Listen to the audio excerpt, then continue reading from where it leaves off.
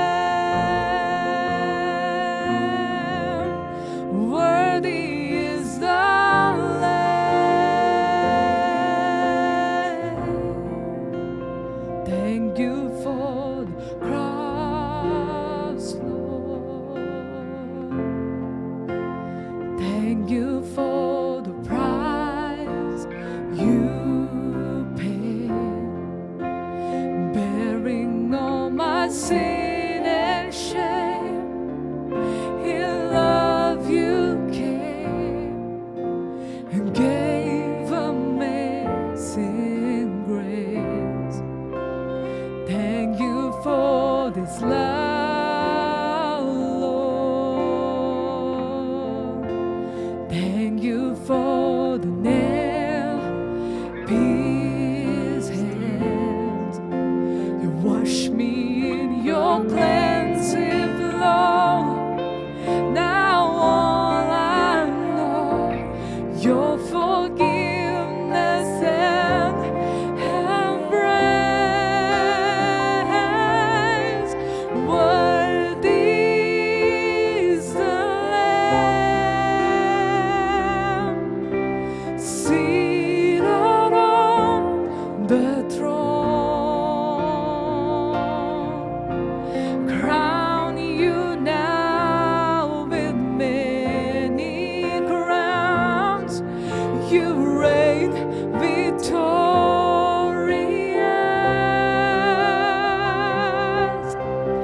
High and lifted up,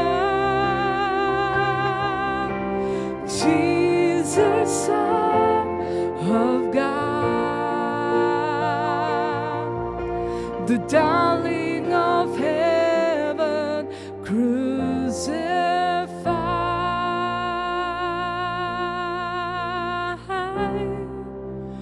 Worthy is the Lamb. Worthy is the Lamb. You are worthy. Worthy is the Lamb. Worthy is the Lamb.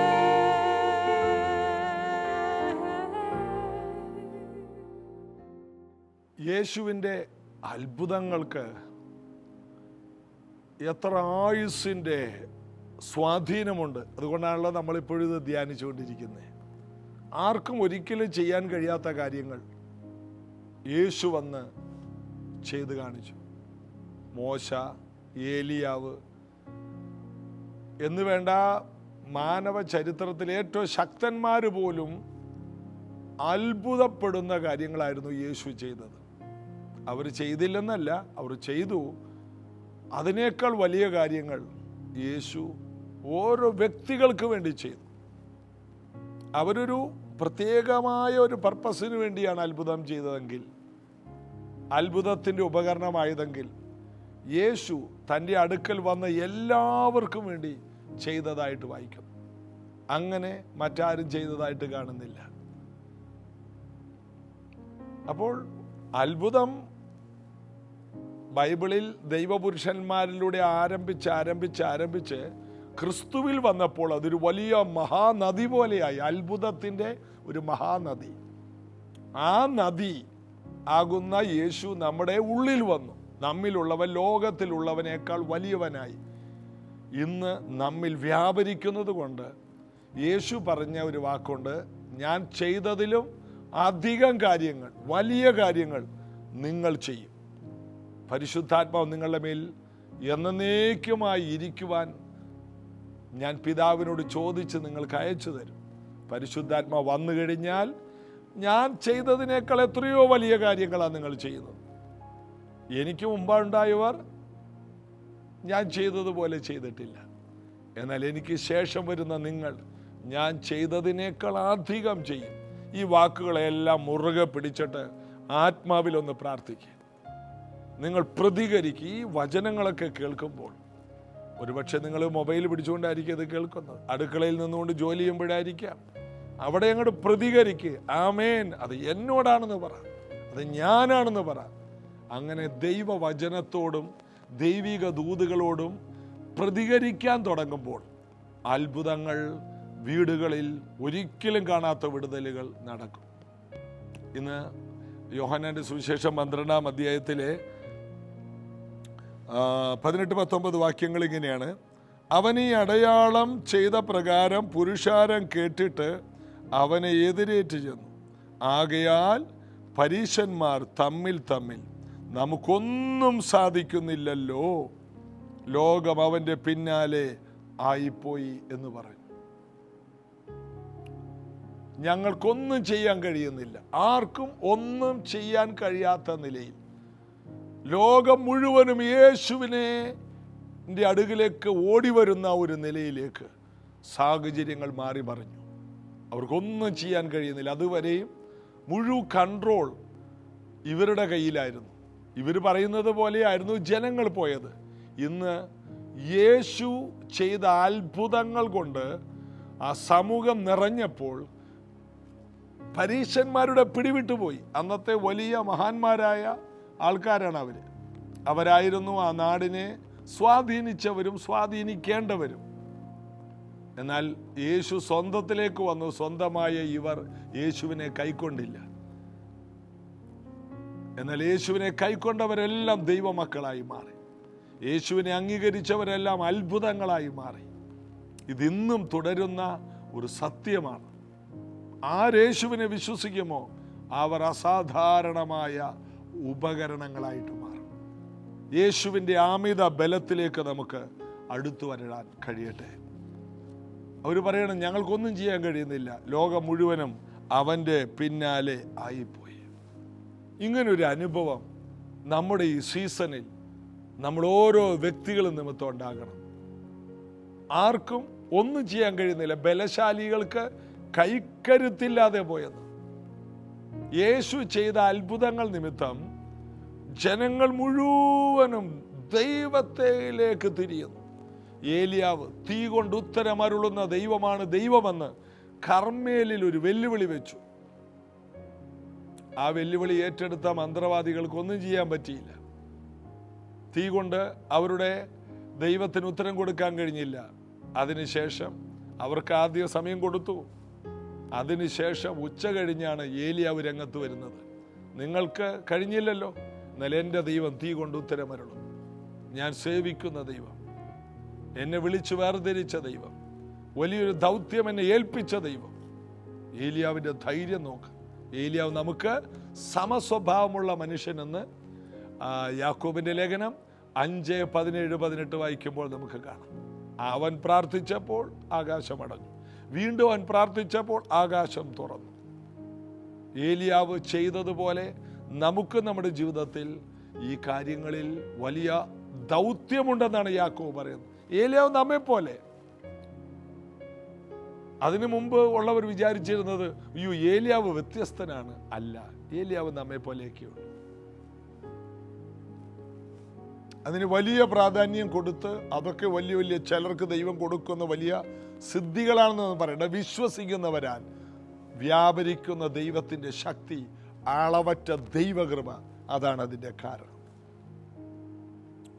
ലോകം മുഴുവനും അവൻ്റെ പിന്നാലെയായിപ്പോയി.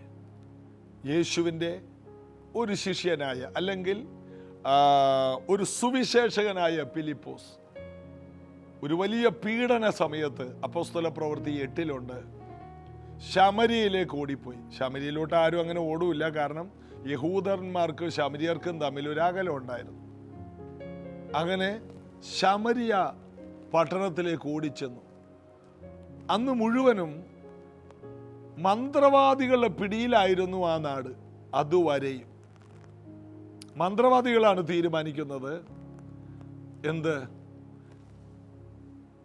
ഈ നാട് എങ്ങനെ പോകണമെന്ന്. ലോകം മുഴുവനും മന്ത്രവാദികളുടെ പിടിയിൽ. ആ ശമരിയ പട്ടണം മുഴുവനും മന്ത്രവാദത്തിൻ്റെ പിടിയിലാണ്. താൻ മഹതി എന്ന ശക്തിയാണെന്ന് പറഞ്ഞ് ഒരു വലിയ മന്ത്രവാദി ആ നാടിനെ കിടുകിടാ വിറപ്പിച്ചിരുന്നു. പണ്ടാരോ പറഞ്ഞ പോലെ, സ്വാമി കിടുകിടാനന്ദൻ എന്ന് പറഞ്ഞ പോലെ കിടുകിട വിറപ്പിച്ചിരുന്ന ഒരു മന്ത്രവാദി ആ അപ്പോസ്തല പ്രവൃത്തി 8 നമുക്ക് കാണാം. 5 മുതൽ വായിക്കും. എന്നാൽ സുവിശേഷകനായ ഫിലിപ്പോസ് ചെന്ന് ക്രിസ്തുവിനെ അവിടെ പ്രസംഗിച്ചപ്പോൾ തളർവാദ രോഗികൾ എഴുന്നേൽക്കുന്നു, ഭൂതങ്ങൾ വിട്ടുപോകുന്നു, വരുന്ന രോഗികളെല്ലാം സൗഖ്യമാകുന്നത് കണ്ടിട്ട് ഈ വലിയ മന്ത്രവാദി ഭ്രമിച്ചുപോയെന്നാണ്. എല്ലാവരും സ്നാനപ്പെടുന്ന കൂട്ടത്തിൽ യേശുവിനോട് ചേരാൻ സ്നാനപ്പെടുന്ന കൂട്ടത്തിൽ ഇദ്ദേഹവും സ്നാനപ്പെട്ട് ഫിലിപ്പോസിന്റെ കൂടെ ഇരിക്കുകയാണ്. പേടിച്ചു പോയി. നമ്മൾ അപ്പോസ്തല പ്രവൃത്തി 8:8 വായിക്കുന്നു. അങ്ങനെ ആ പട്ടണത്തിൽ വലിയ സന്തോഷമുണ്ടായി. ആ പട്ടണത്തിന്റെ രൂപം മാറ്റിക്കളഞ്ഞു. ആര്? ഫിലിപ്പോസിന്റെ വായിൽ നിന്ന് പുറപ്പെട്ട വാക്കുകൾ. ആ പട്ടണത്തിൽ ഉണ്ടായിരുന്ന ഭീതി മാറിപ്പോയി, മരണഭയം മാറിപ്പോയി, ഇരുട്ട് മാറിപ്പോയി, അസ്വസ്ഥതകൾ മാറിപ്പോയി, ദുരാത്മാവിന്റെ സ്വാധീനം അവിടുന്ന് തകർന്നു പോയി. ഒരു പട്ടണത്തിന്റെ കാര്യമാണ് പറയുന്നത്. ഇത് കേൾക്കുന്ന നിങ്ങളുടെ വീടിന്റെ കാര്യം എത്ര നിസാരമാണല്ലേ. നമ്മൾ പാർക്കുന്ന വീട്ടിനകത്ത് ഒരു ഇരുട്ടിനെ നമ്മൾ അനുവദിക്കരുത്. ചിലർ പറയും ഈ വീട് അത്ര നല്ലതല്ല, ഞങ്ങളിത് കൊടുത്തിട്ട് അടുത്ത വീട്ടിലോട്ട്. നീ ഒരു ദൈവ പൈതലാണെങ്കിൽ ആ വീട്ടിൽ തന്നെ പാർത്തിട്ട് ആ വീട്ടിൽ വ്യാപരിക്കുന്ന ഇരുട്ടിനെ നീ തകർത്ത് കളയണം, വെളിച്ചം കൊണ്ട് നിറക്കണം. ആ വീടിൻ്റെ അന്തരീക്ഷത്തെ നീ പറഞ്ഞ് പറഞ്ഞ് പറഞ്ഞ് മാറ്റിമറിക്കണം. വിശ്വാസം പറയണം. നഷ്ടപ്പെട്ടതെല്ലാം തിരിച്ചു പിടിക്കാൻ കഴിയും എന്ന് പറയണം. യേശു വീണ്ടെടുപ്പുകാരനാണ്. വീണ്ടെടുപ്പുകാരൻ നമ്മോട് കൂടെ ഉണ്ടെങ്കിൽ നമ്മയും ദൈവം വെച്ചത് നഷ്ടപ്പെട്ടതെല്ലാം വീണ്ടെടുക്കാനാണ്. കഴിഞ്ഞ ഒരു ദിവസം ഞാൻ മുംബൈയിൽ നിന്ന് വിമാനത്തിൽ വരുമ്പോൾ എൻ്റെ കൂടെ മറ്റൊരു ചെറുപ്പക്കാരനായ ദൈവദാസനും കൂടി. അദ്ദേഹത്തിന് ഒരു സാക്ഷ്യം പറഞ്ഞു. അദ്ദേഹത്തിൻ്റെ വീട് നഷ്ടപ്പെട്ടു. അമേരിക്കയിൽ ജോലിയായിരുന്നു. അതിനുശേഷം അവിടെ നിന്ന് വന്നു. തനിക്ക് വീട് കുറേ നന്മകളുണ്ടായി, എല്ലാം ജപ്തിയും തകർച്ചയിലുമായി, എല്ലാം നഷ്ടപ്പെട്ടു പോയി. ഒന്നുമില്ലാത്തവനായി, എല്ലാം വിറ്റ് നഷ്ടമുള്ളവനായി ഒരു വാടക വീട്ടിൽ മറ്റൊരു സ്ഥലത്തേക്ക് മാറി. എന്നാൽ ദൈവം തന്നോട് പറഞ്ഞു, നഷ്ടപ്പെട്ടതെല്ലാം നിനക്ക് തിരിച്ചു കിട്ടും. തൻ്റെ കാറ് എല്ലാം പോയി. എന്നാൽ അദ്ദേഹം ഒരു സാക്ഷ്യം പറഞ്ഞു. അദ്ദേഹത്തിൻ്റെ കാറ് നിവൃത്തിയില്ലാഞ്ഞിട്ട് വിറ്റു. അതിങ്ങനെ പലരും കൈമാറി, ഒത്തിരി പേര് കൈമാറി 13 വർഷങ്ങൾക്ക് ശേഷം ഒരിക്കൽ ഒരു ആള് വിളിച്ചിട്ട് പറയാണ്. അപ്പോഴേക്കും ഇദ്ദേഹം ദൈവവേലയിൽ ഇറങ്ങി. അദ്ദേഹത്തെ വിളിച്ചിട്ട് പറയാണ്, പാസ്റ്ററെ, ഫോൺ വിളിച്ചിട്ട് പറഞ്ഞു, പാസ്റ്റർ ഞാനൊരു ഗിഫ്റ്റ് തരാൻ ആഗ്രഹിക്കുന്നു, ഒന്നിവിടം വരെ വരണം. അങ്ങനെ ഇദ്ദേഹം അവിടെ ചെന്നപ്പോൾ കാണുന്ന കാഴ്ച, 13 വർഷങ്ങൾക്ക് മുമ്പ് താൻ വിറ്റ കാറ്, അതേ വണ്ടി അദ്ദേഹത്തിന് ഗിഫ്റ്റായിട്ട് വരികയാണ്. ആ വണ്ടിക്ക് ഇപ്പോൾ വിലയെന്ന് പറയുന്നത് വെറും 50,000 രൂപ പോലും ഇല്ല. കാരണം അത് 13 വലിയ വണ്ടിയാണ്. 13 വർഷങ്ങൾക്ക് മുമ്പ് വളരെ വിലയേറിയ ഒരു വണ്ടി. എന്നാൽ ഇന്ന് അതിനൊരു 50,000 രൂപ പോലും വിലയില്ല. എന്നാൽ കർത്താവ് എന്താ പറഞ്ഞത്? നഷ്ടപ്പെട്ടത് തിരിച്ചു കിട്ടുമെന്ന് പറഞ്ഞ ആ വണ്ടി തന്നെ ഗിഫ്റ്റായിട്ട് അദ്ദേഹത്തിന് പിന്നീട് കിട്ടി. ഇപ്പോൾ അദ്ദേഹം ആ സന്തോഷത്തിൽ അത് നന്നാക്കി ആ വണ്ടിയെ ഓടിക്കുന്നത്, വേറെ വണ്ടി മേടിക്കുന്നില്ല. ദൈവം എന്തെങ്കിലും പറഞ്ഞാൽ ദൈവം മറന്നുകളയില്ല. ദൈവം വിശ്വസ്തനായ ദൈവമാണ്. നമ്മളിൽ നല്ല പ്രവൃത്തി ആരംഭിച്ചവൻ, അവൻ മനോഹരമായിട്ട് അത് പൂർത്തിയാക്കും. ആർക്കും അതിനെ തടയാൻ കഴിയില്ല. ദൈവം പ്രവർത്തിക്കാൻ തുടങ്ങിയാൽ ഇതുപോലെയുള്ള ദൈവപ്രവർത്തികൾ കാണും. ഇവിടെ നമ്മൾ വായിച്ചത് ലോകം മുഴുവൻ യേശുവിൻ്റെ പിന്നാലെയായിപ്പോയി. ഇതുപോലെ മറ്റുള്ളവർക്കൊന്നും ചെയ്യാൻ കഴിയാതെ യേശു ചെയ്ത പ്രവൃത്തിയിലേക്ക് ജനങ്ങൾ സ്വാധീനിക്കപ്പെട്ടു. റീനാഡ് ബോംഗെ ആഫ്രിക്കയെ മുഴുവനും സ്വാധീനിച്ചതുപോലെ ബെന്നിഹിൻ എന്ന ദൈവദാസൻ അനേക രാജ്യങ്ങളെ സ്വാധീനിച്ചതുപോലെ ഇവാൻ റോബർട്ട് എന്ന പ്രാർത്ഥനാ മനുഷ്യൻ വെയിൽസിനെ മുഴുവനും സ്വാധീനിച്ചതുപോലെ ജോൺ വെസ്ലി എന്ന ദൈവദാസൻ ഇംഗ്ലണ്ട് പട്ടണത്തെ സ്വാധീനിച്ചതുപോലെ നീ പറയുന്ന വചനങ്ങളും നിന്റെ ശുശ്രൂഷകളും ജനങ്ങളെ സ്വാധീനിക്കട്ടെ. നിന്റെ വാക്കുകൾ ജനങ്ങളെ സ്വാധീനിക്കട്ടെ. അതിനൊരു ഫുൾ ടൈം പാസ്റ്റർ ആകണമെന്നില്ല. യേശുവിനെ സ്വീകരിച്ചൊരു ദൈവ പൈതൽ ദേശത്തെ സ്വാധീനിക്കും. അപ്പോൾ ദേശത്തെ സ്വാധീനിച്ചിരിക്കുന്ന പൈശാചിക മണ്ഡലങ്ങൾ മുഴുവനും തോറ്റുപോകും. പാതാള ഗോപുരത്തിന് ജയിക്കാൻ കഴിയില്ല. ലോകം മുഴുവനും യേശുവിനാൽ സ്വാധീനിക്കപ്പെടട്ടെ, നന്മകളാൽ സ്വാധീനിക്കപ്പെടട്ടെ. യേശുവിനെ സ്വാധീനിക്കപ്പെടട്ടെ എന്ന് പറഞ്ഞെന്താ? മതം ഉണ്ടാക്കാനാണോ? അല്ല.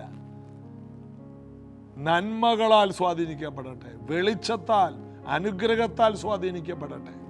കർത്താവ് അതിനുള്ള കൃപ നമ്മുടെ മേൽ വെച്ചിട്ടുണ്ട്. ജീസസ് എവരിഡേയിലൂടെ നമുക്കത് പ്രാപിച്ചെടുക്കാൻ കഴിയും. ഓരോ ദിവസത്തെ ധ്യാനം നമ്മുടെ ജീവിതത്തിൽ അത്ഭുതത്തിൽ നിന്ന് അത്ഭുതത്തിലേക്കുള്ള ഒരു ചിറകടിച്ച് പറക്കൽ മാത്രമാണ്. നമുക്ക് താഴോട്ട് പോകാൻ കഴിയില്ല. നഷ്ടപ്പെട്ടതെല്ലാം നമ്മൾ തിരിച്ചു പിടിക്കും. ഒരു സീസൺ നമുക്ക് കണ്ണുനീരിൻ്റെ ഉണ്ടായിരുന്നു. എന്നാൽ ഇനി ആർത്താഘോഷിക്കുന്ന ഒരു സീസൺ ഉണ്ടെന്ന് നാം നമ്മോട് തന്നെ പറഞ്ഞു തുടങ്ങുക. പ്രാർത്ഥിക്കാം. യേശുവിൻ്റെ നാമത്തിൽ ഈ പറഞ്ഞ വചനങ്ങളെല്ലാം കേട്ടുകൊണ്ടിരിക്കുന്നവർ മറ്റുള്ളവരെ ദൈവവചനത്താലും അഭിഷേകത്താലും സ്വാധീനിക്കുന്നവരായി മാറട്ടെ.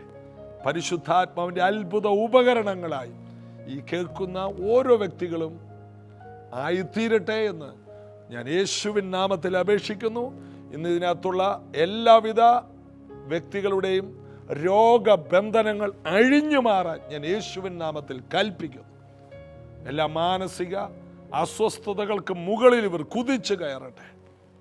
പോകുന്നിടത്തൊക്കെ വലിയ സ്വാധീനം, പരിശുദ്ധാത്മാവിലുള്ള വലിയ ദൈവ സാന്നിധ്യത്തിൻ്റെ സ്വാധീനം ഇവരിലൂടെ നടപ്പിലാകട്ടെ.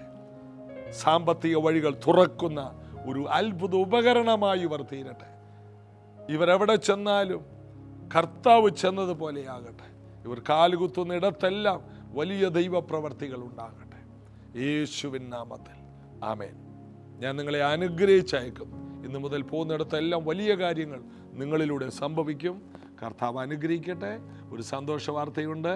നാളെ മുതൽ വ്യാഴം, വെള്ളി, ശനി പ്രൈസ് ജനറേഷൻ ചർച്ചിൽ വെച്ച് എല്ലാ ദിവസവും പകലിൽ ഒരു 10:30 മുതൽ 1:30 വരെയുള്ള സമയം 3 ദിവസം ഉപവാസ പ്രാർത്ഥനയായിട്ട് നമ്മുടെ ഈ സെക്കൻഡ് വീക്കിൽ ഉണ്ട്.